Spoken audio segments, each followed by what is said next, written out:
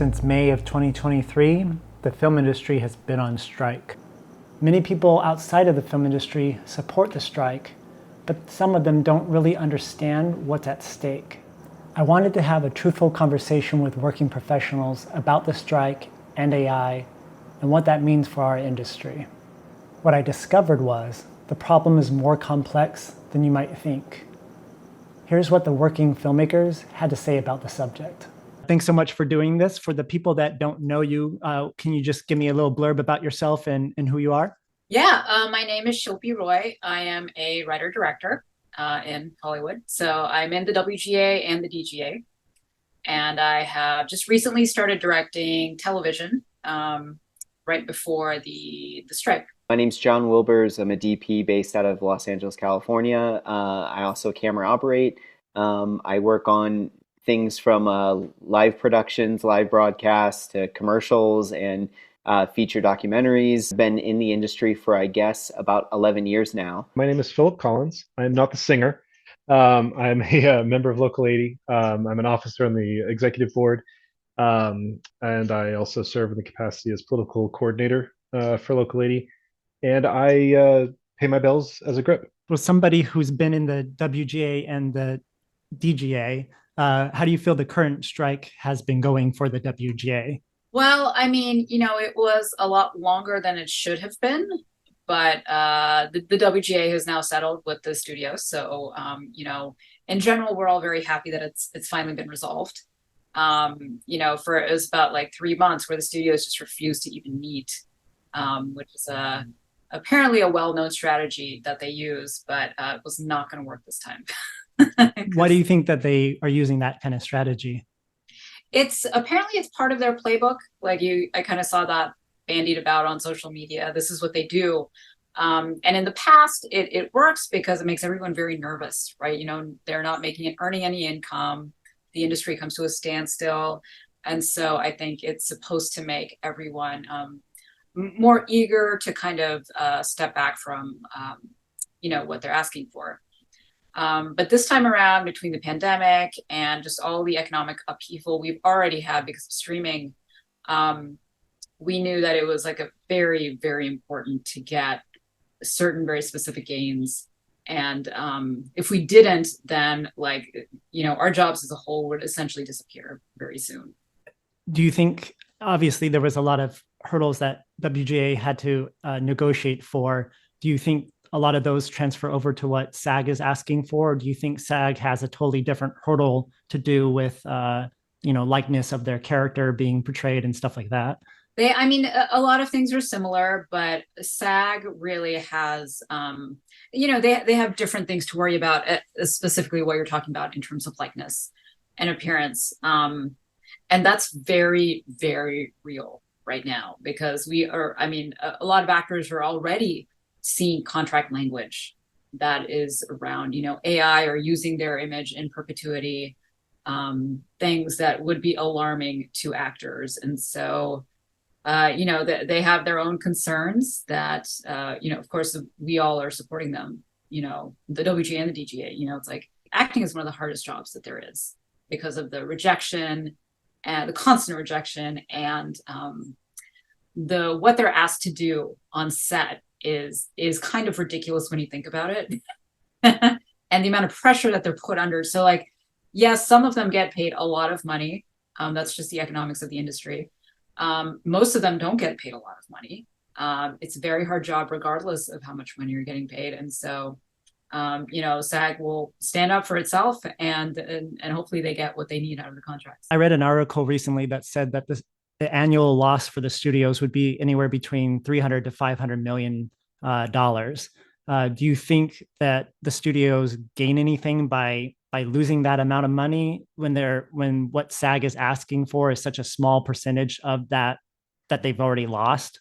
I think AI plays a big factor in all of the negotiations. Specifically, most of these studios are now ran by big tech giants, and entertainment isn't their main source of income and capital. So they're also looking out on their end how to maximize profits without having to spend a lot of money because this is just a sector of their portfolio. So it's a very interesting time with all these studios that are backed behind these giant tech companies because it's not their main focus. They want to make as much money as possible, but the means of doing so is questionable, I guess, and especially concerning for crew members. You know, it's like any other business, but it's unfortunate that this is happening to real people that have been used to working and you know, collaborating together when you know, potentially studios are more looking into, well, what can computers and technology do for us that could you know, expedite how many projects and the profit that we end up making each year. I mean, I think it has to do with their accounting, which none of us really understand how that works, but showing losses can often, be favorable to businesses in certain situations. And they all realized that this was a situation where that was favorable. So that's why the strikes allowed them to cancel a lot of things, to shelf a lot of things. And so I think it really was a monetary strategy for a large part of it. The other part of it is, if you were following the news, the AMPTP is like an organization that negotiates on behalf of the studios. And they're not the studio CEOs themselves, right? Or not always.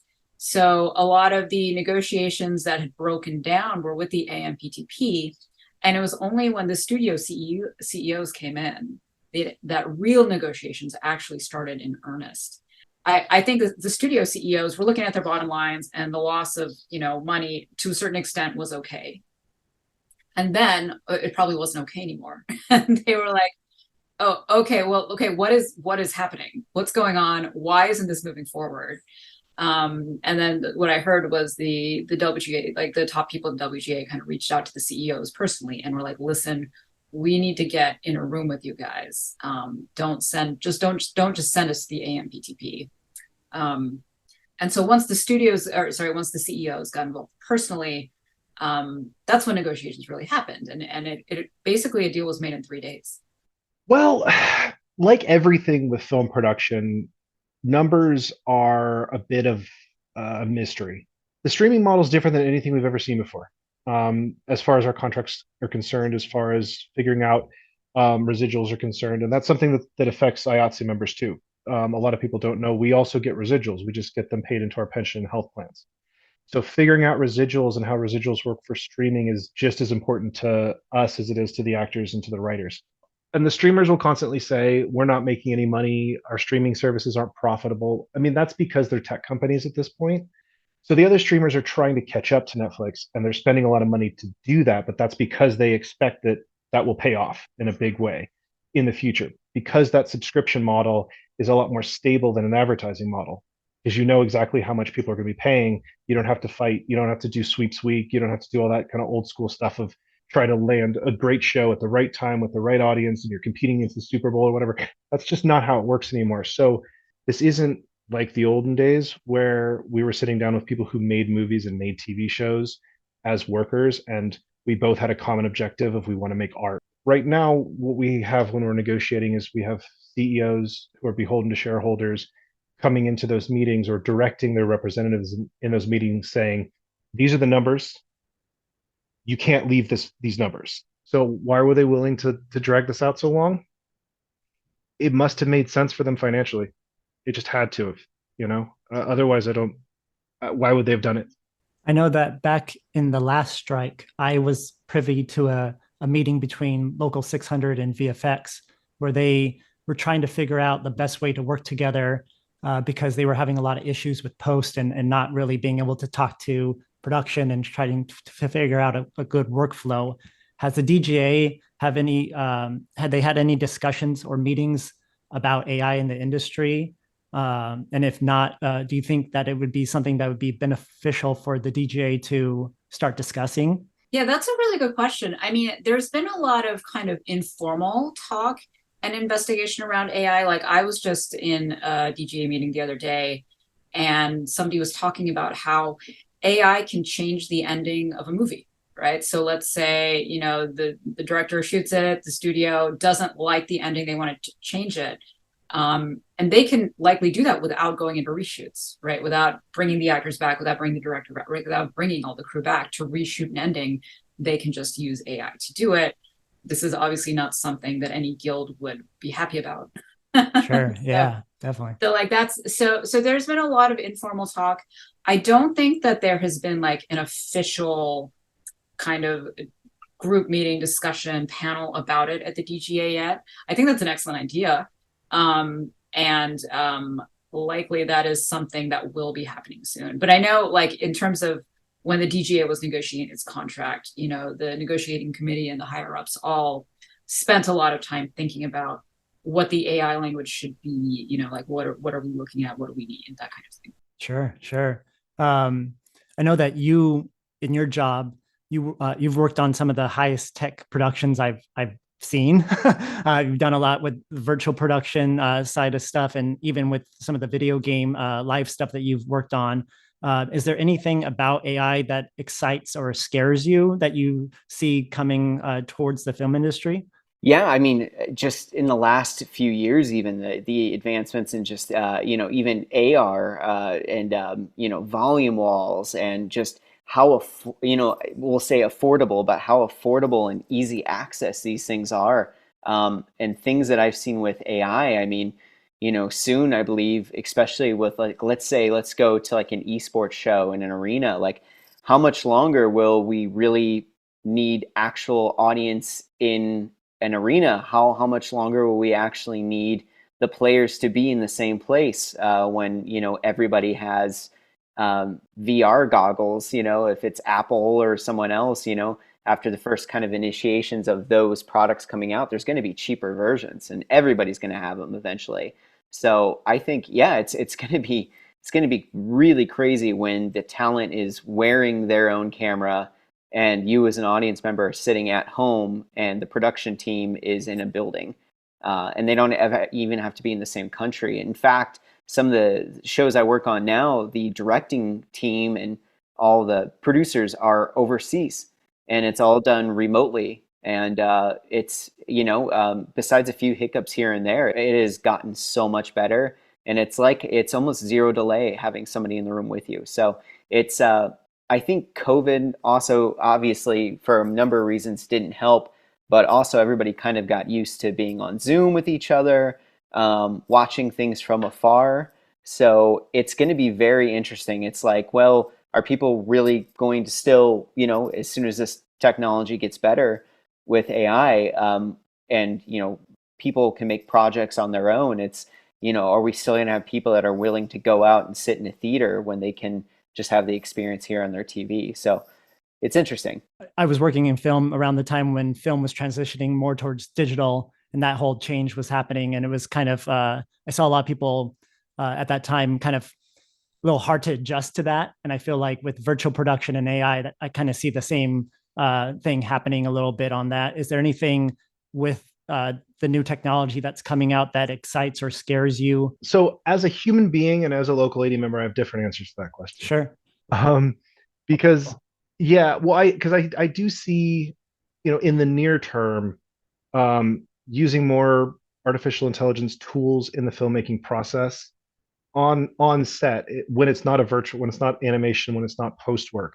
I think for the medium term, as far as manpower is concerned, local AD isn't particularly affected by any of the on production implications of any kind of artificial intelligence. Now, artificial intelligence is a really big category, as you know, right? And there's things as simple as, tools that people can use in post production that use generative AI. But so you have tools like that that are, that are just additional tools in the editing suite that are just going to complement an editor's portfolio of assets in the same way that the transition from film cutting to digital intermediaries and editing on computers that's more of a growth in that aspect. And I don't think that's really something worth being concerned about, but that is not the end of the world sort of thing that some of the AI that we've seen could be pointing towards.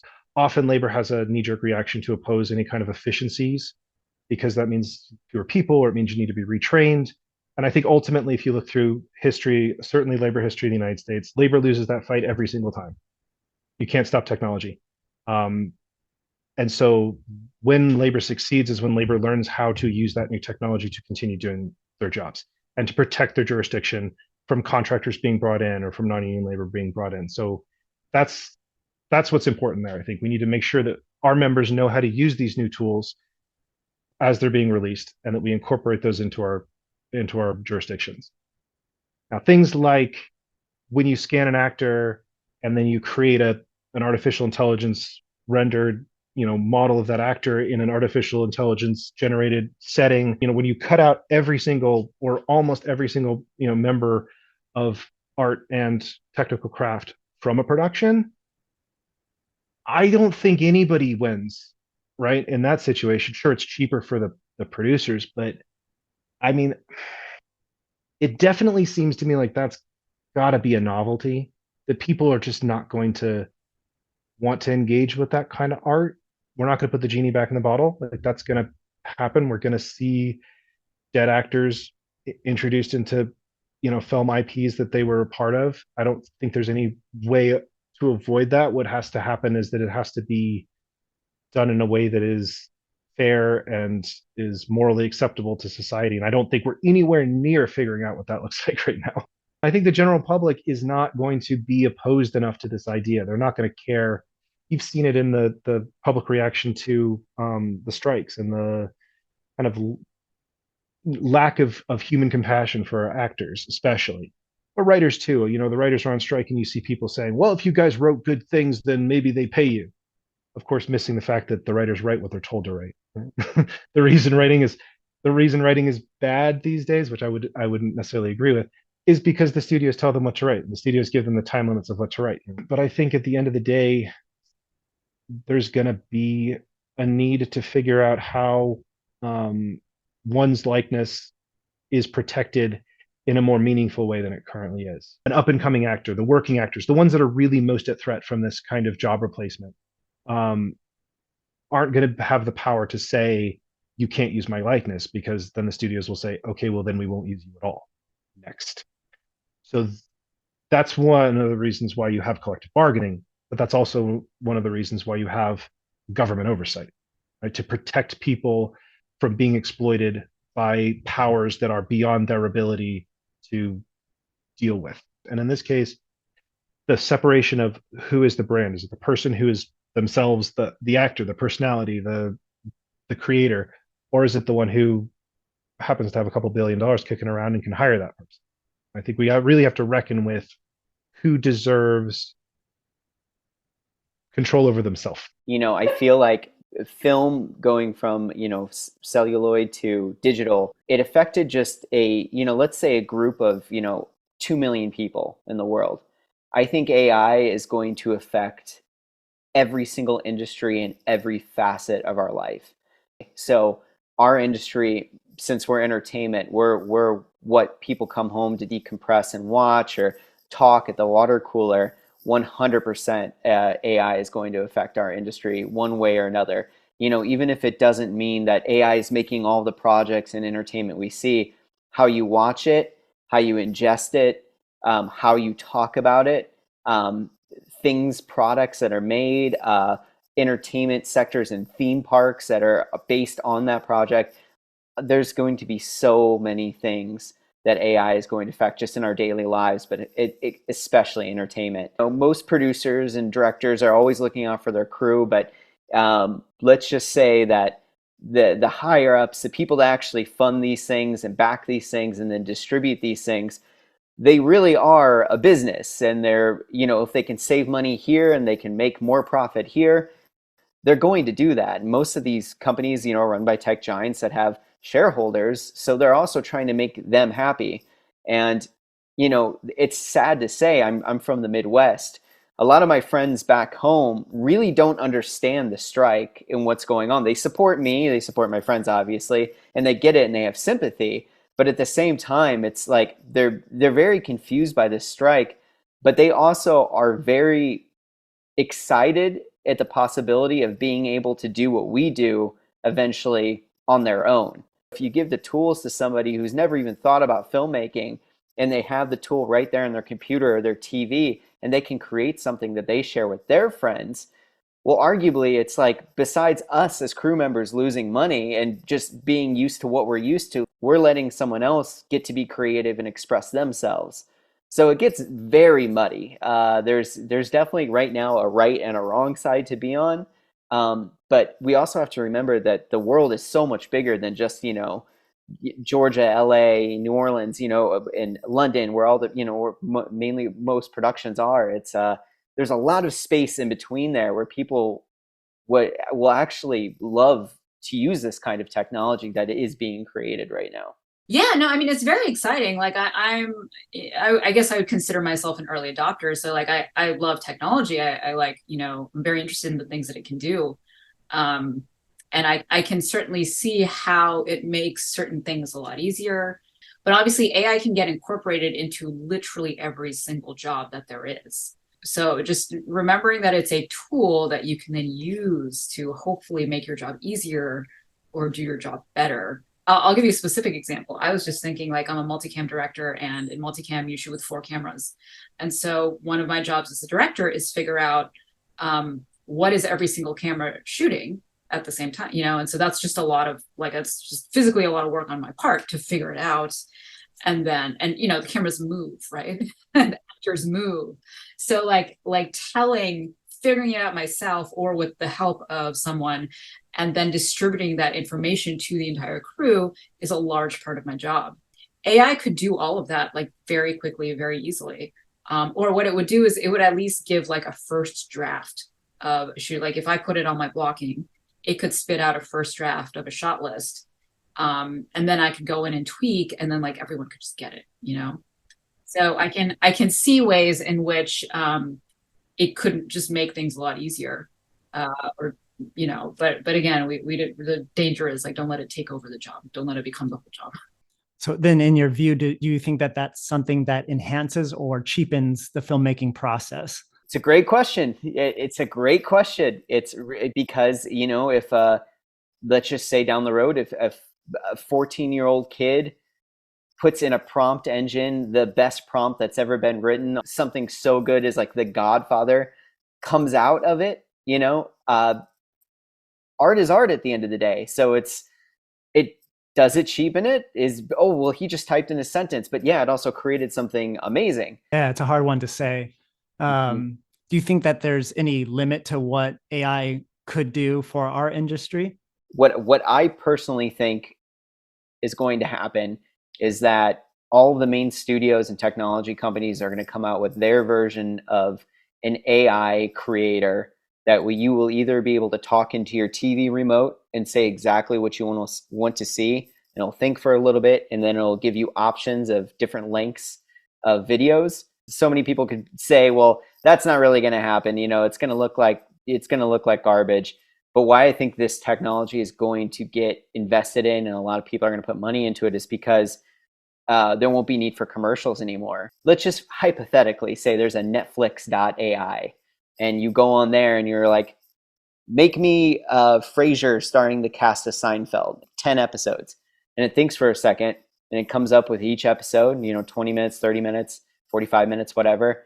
The commercials, the products, the medicine that they're selling you in between these shows, like with traditional cable, will now be implemented automatically to the characters in your show. So characters in the kitchen, they'll grab the Lysol bottle mid-scene and start cleaning with it, and you won't even notice. It'll be subliminal advertising. And then, the IP, the owners and creators of Frasier and Seinfeld would also get kickbacks, including the actors, the production, the companies that own the IP. So your $20 or $40, whatever you have per month, subscribe to make your own content, will then be divided up like Spotify, like pennies, shards of a penny, to all these different people. So sitting at home, an A-list actor that happens to be in a lot of IP, or just a popular person that people talk into the remote or type a prompt, see this actor in this kind of show, would be getting all these kickbacks. But when it comes to crew, I'm not sure what's going to happen there. I do believe with this AI revolution in the next 5 to 10 years, there still will be a need for crew. There still will be productions made that are just made by humans using real tools, real equipment. But I think it's going to be way harder to get funding, and it's going to have to be something really special, and it's going to have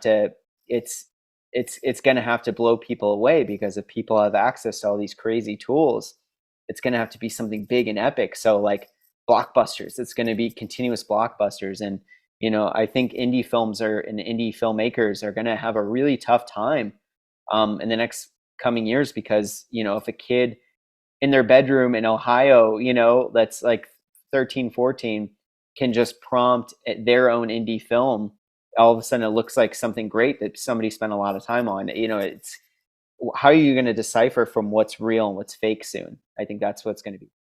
Is there anything that we haven't discussed that you think that people should know about, either within our industry or with the technology that's rising so quickly? I don't know how much the general public is aware of like just how crazy this time is for us in the industry, like coming off the pandemic and then into these strikes in the middle of this like streaming bubble that seems to be popping.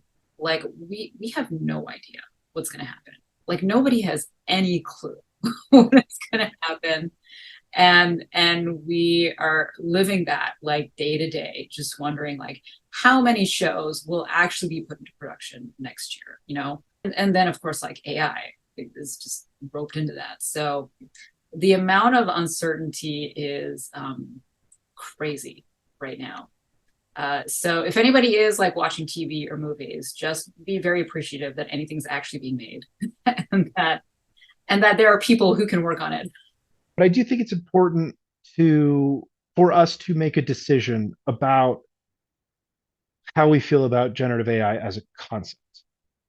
And because it did, dealing with morality, like I was saying, where these AIs are trained using existing artwork, is a model like Adobe is claiming to use for their Firefly AI of using only licensed content.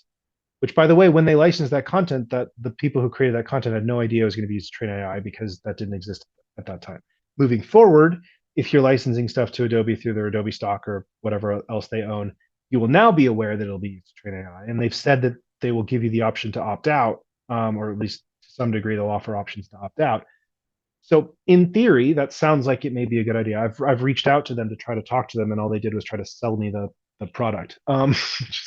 Annoying. I clearly got the wrong number, but I'm hoping to talk a little more with them and for them to be a little bit more transparent about what all of that protection means.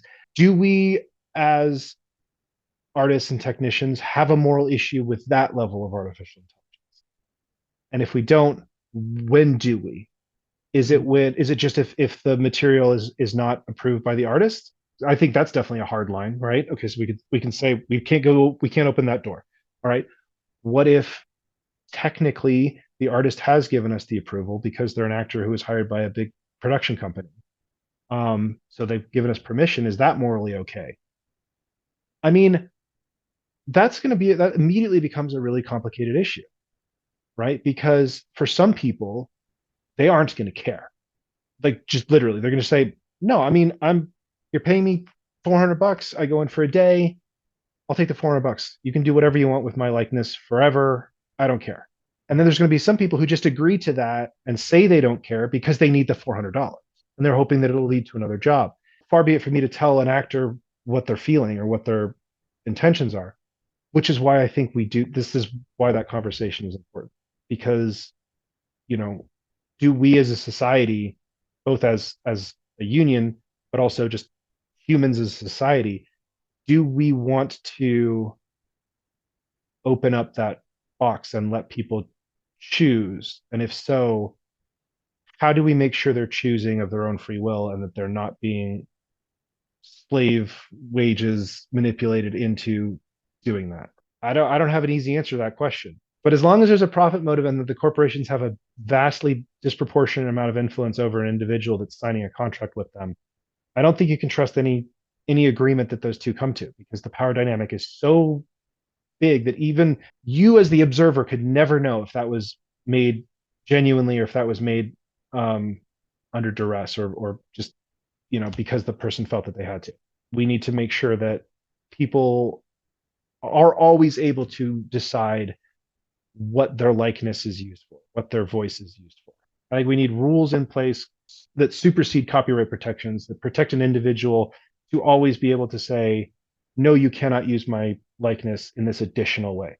It can't go back and say you can't use this like we already agreed to, but I can tell you you're not allowed to use it again.